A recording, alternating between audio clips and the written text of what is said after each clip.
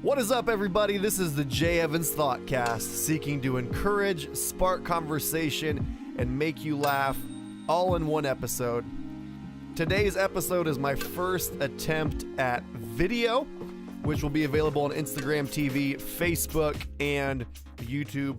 So if you notice some things that are a little odd about this podcast, that is why. If you are watching this podcast, you will notice Niles running in and around because he is a dog, and that is what he does. So, we're going to get into today's episode. It is our first episode of Trail Mix. Trail Mix, as you know, is something you eat, and it's got a little bit of that and a little bit of this. There's a tons of different variations of it. Fun fact, my favorite kind of trail mix is peanut butter. Pretzels, peanuts, peanut butter chips, and Reese's Pieces.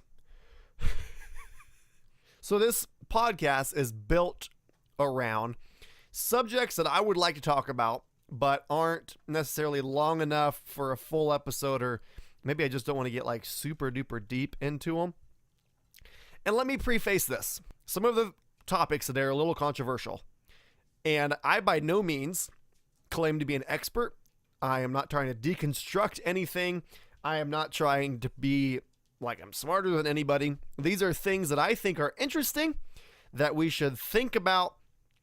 And that's about as far as it goes. Today we're going to talk about generosity, parenting, and whether or not we should stand for the Pledge of Allegiance. Radical generosity.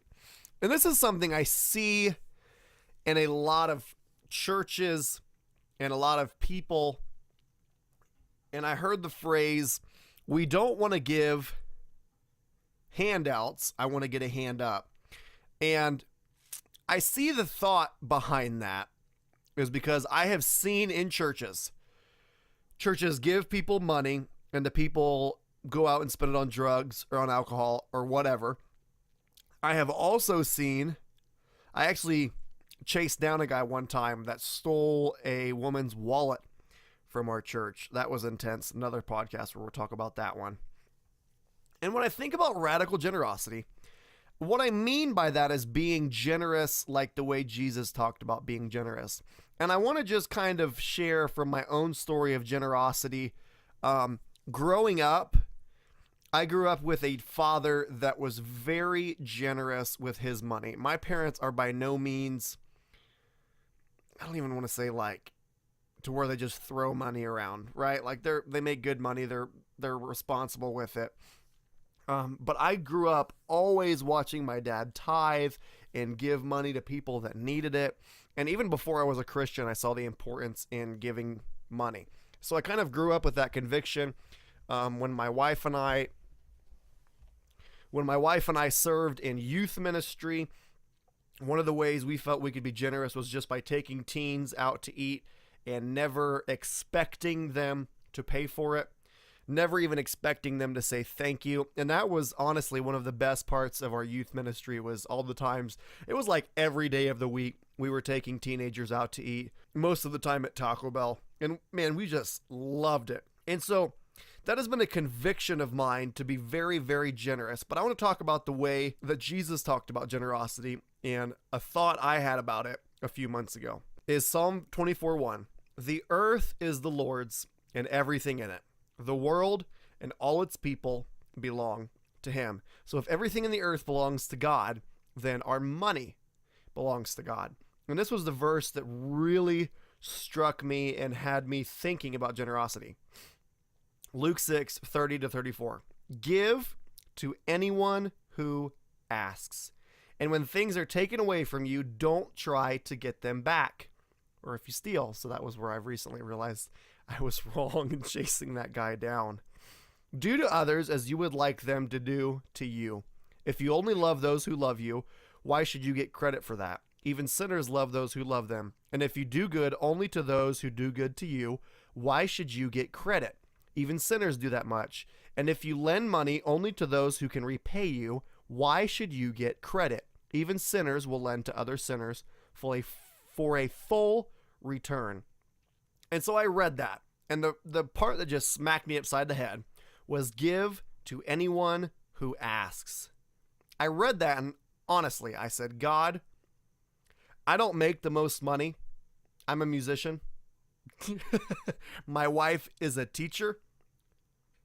And the thought immediately struck me, do you think God is going to have a hard time taking care of you if you take care of others? And I thought, you know what? That verse is clear as day.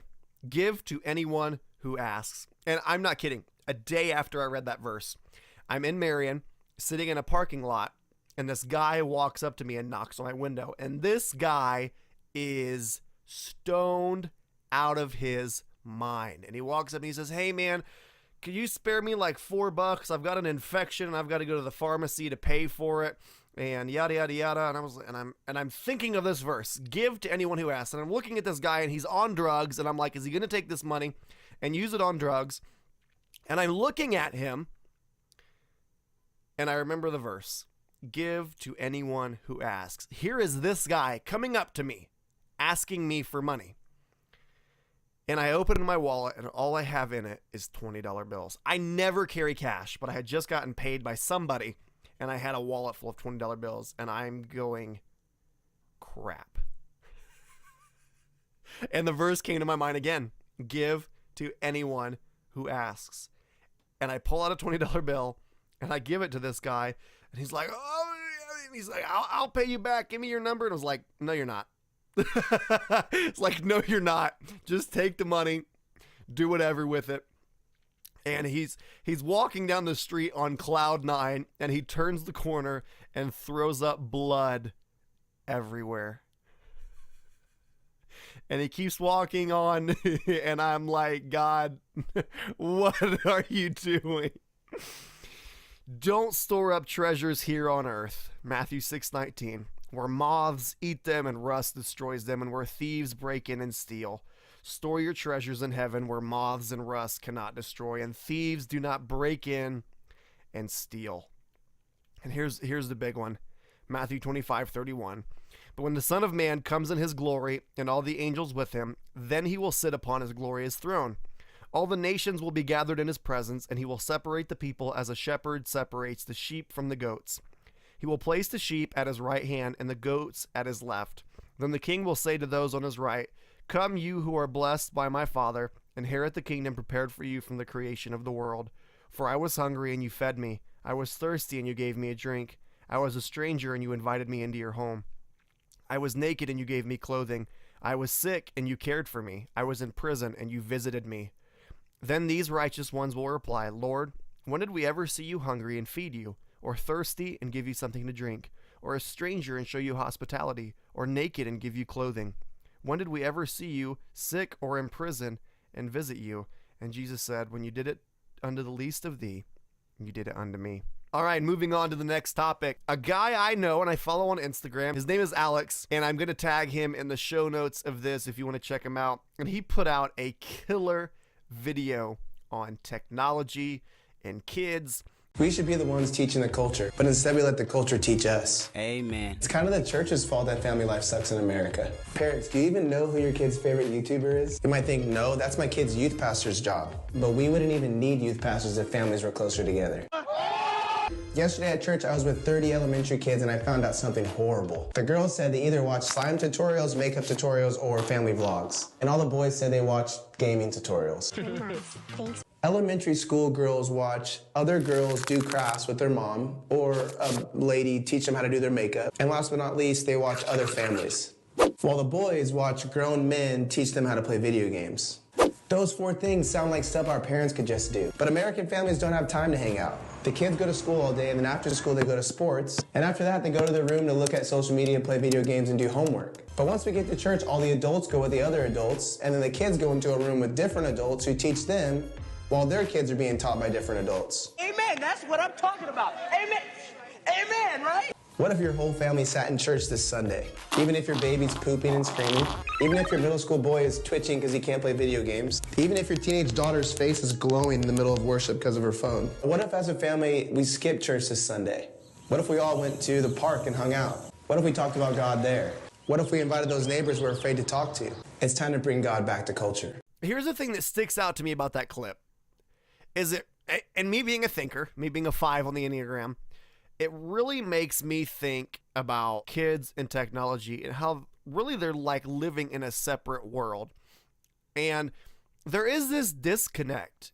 I wonder the difference that would be made if parents, instead of saying, oh, you're wasting all of your time on video games and Fortnite and Apex, whatever, I wonder if the parents would sit down with their kids for an hour and say, what is this all about? Not even in a demeaning way, but say, okay, this game clearly means a lot to you. Whether you think it's stupid or not, parents, the game means a lot to the kids. So what if we sat down for an hour and said, okay, what does this game mean to you? Why do you like it so much? And sit and watch your kids play for an hour, talk with them about what's going on, have them help you, and form a bond there. Terry Crews shared a story of him. He built a PC with his son. He said his son was watching grown men teach him how to play video games, and he said, no. And so he and his son built a PC, and they're gaming together, and they're going to gaming tournaments and everything like that. And check this out. You cannot change your kids. You are the parent, you are the leader, but look at it this way. Don't say, oh, it's stupid, it's whatever, just leave them in the room to play it. Our time with these kids is so short. If it's something your kids are genuinely interested in, be interested in it with them. You say, well, I don't understand it. Ask them to teach you what it's all about. I was telling my wife the other day, I said, Kaylee, and we are, we want to have my wife and I want to have a big family, like 6 kids. And I told her, I said, I cannot wait to have kids, because then we can play video games and I can teach them how to play these video games. And I am so excited to just whack the kids at whatever video game is out at the time. And here's the crazy thing about that.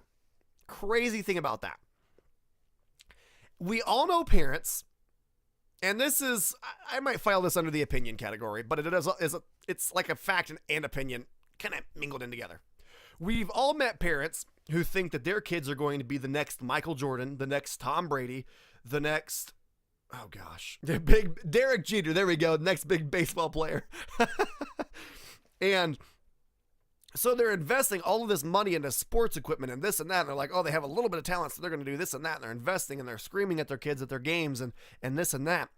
Esports are, I'm predicting in the next 15 years, esports are going to be as big as the NBA, the MLB, the soccer leagues, any kind of the big sports out there. Video game sports are going to be just as big. Fortnite in the next 3 months has a tournament going on where the prize pool is $100 million. $100 million. You have to be at least 13 years old to enter. So there very well could be teenagers out there, and I look forward to seeing it, where there's teenagers that are winning $1 million for playing a video game. And you might say, oh, well, that's just stupid. You know what else is stupid? Grabbing a piece of wood and hitting a ball with it and running around bases. There are people out there that think it's stupid. And here's what's going to blow your mind. Your opinion on what's stupid or not is an opinion. End of the day, there's people out there making big bucks supporting their family playing video games. Let me share my opinion. I think this is where it's going to get controversial. I think NASCAR is dumb. I'm sorry. If you're into it, whatever, my opinion, it's dumb. It's guys driving around really fast. I'm not saying it doesn't require skill. I think it requires a huge amount of skill, but it's dumb. Okay? They're winning millions. And we're going to see teenagers winning millions because they spent time, they invested into it, they practiced, and because their families were supportive of them. And that doesn't mean, Ninja, the big video game streamer right now, he said he was going through college, and so encourage your kids, don't just give up on your studies. You do good in your studies. We will encourage you to play video games if that's what you're passionate about. I still connect with kids in my youth group from a year ago through video games. And the whole point of this is interact with your kids.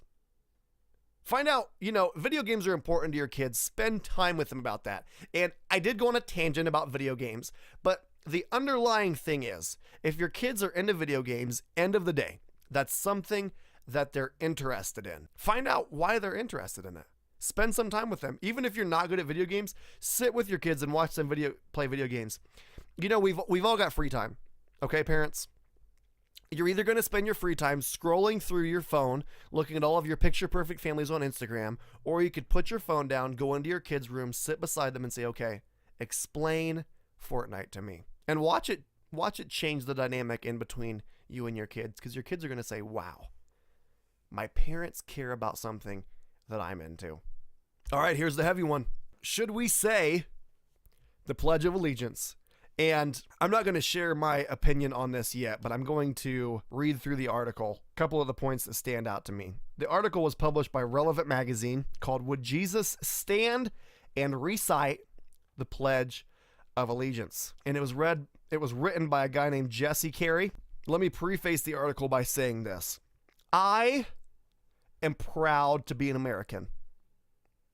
I have a brother that is in the Air Force, and I could not be more proud of him. I love my brother to death. I'm so proud of what he is doing for our country. I by no means hate America. I am a thinker. I don't claim to be a deep thinker, but I think about everything. I read articles that don't necessarily share my viewpoint because I think it's important, you know? Don't live in a bubble. Don't live in a knowledge bubble. Don't just listen to people that agree with you. But this article, and I'll have it in the show notes. This week, an 11-year-old boy in Florida was arrested and charged with disrupting a school function and resisting officer without violence during a confrontation with a substitute teacher that began when he refused to stand for the Pledge of Allegiance. The student told the teacher that he believed the Pledge of Allegiance was offensive and that the flag is racist. The incident has sparked a debate about the pledge itself and whether or not students should be required to recite it. It's a question that for Christians is particularly loaded. First, it's helpful to know the history of the Pledge of Allegiance. The pledge didn't originate as a government document and didn't come from the founding fathers. It was basically an idea used to sell magazine subscriptions. As the video from NPR explains, the pledge was essentially a marketing ploy. Back in the 1890s, the publishers of a magazine called The Youth's Companion started giving free American flags to readers who sold subscriptions. From there, they suggested that schools raise a flag on Columbus Day and have students read something special. That just so happened to be written in The Youth's Companion. They hired a Baptist minister and a copywriter to come up with something, and the Pledge of Allegiance was born, though the words "under God" weren't added until 1954. But considering the implications of the actual words, pledging your allegiance to a man-made flag, should Christians feel conflicted about reciting it? And that's where it starts for me. I'm not going to read the whole article. I'm going to leave that to you if you want to get into it. Here's the part that I discussed with my wife and we had conversation about. The definition of pledging allegiance. An oath of allegiance is an oath whereby a subject or citizen acknowledges a duty of allegiance and swears loyalty to a monarch or country.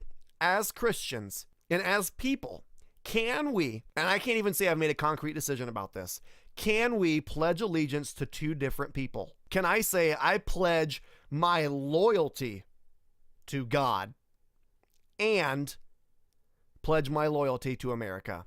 I cannot pledge allegiance to any country because every country is imperfect, has corrupt people. So I cannot say I give my undivided loyalty to this country. My undivided loyalty, my everything is loyal to God. And so this is where I'm sort of resting on, I'm still chewing on this. It falls under two categories. So you say, okay, Jay, what are you going to do then? Are you going to sit during the Pledge of Allegiance? And I can say no. I think that would be disruptive. I think that would be disrespectful to the people around me. I think it would draw way too much attention to myself. I think that would go away the teaching that we should do our best to live at peace with everyone. But I can say this. I will stand, but I will not say I pledge my allegiance to the United States of America. I can't do it. And this is a conviction. I'm not throwing this on you. I'm sharing my thoughts with you. That's what we do on the Thoughtcast. And even if you disagree with me, but if you thought about it, I think that's awesome. If you disagree with me, that's fine. Doesn't mean I'm superior, doesn't mean you're inferior, or vice versa. It means we think differently about it. But I cannot say that I pledge my allegiance to anyone, anything but God. I hope you enjoyed this podcast. Holy guacamole, this one was heavy. If you are going to disagree with me in the comments or in my messages, dude, just be civil about it. We can disagree. We can debate. I love to debate. I think debate is a lost art. I think that it is super important to learn about others' viewpoints. And I by no means want to deconstruct anything, but the Jay Evans Thoughtcast is all about thinking, dude. So, hope you enjoyed it. If you have not subscribed to the Jay Evans Thoughtcast, feel free to do so. If you enjoyed this episode, I think, all of the episodes have this vibe to them. I'm sure that you will enjoy them. Give us a 5-star review if you feel led, like the page. Thank you for listening to the Jay Evans Thoughtcast.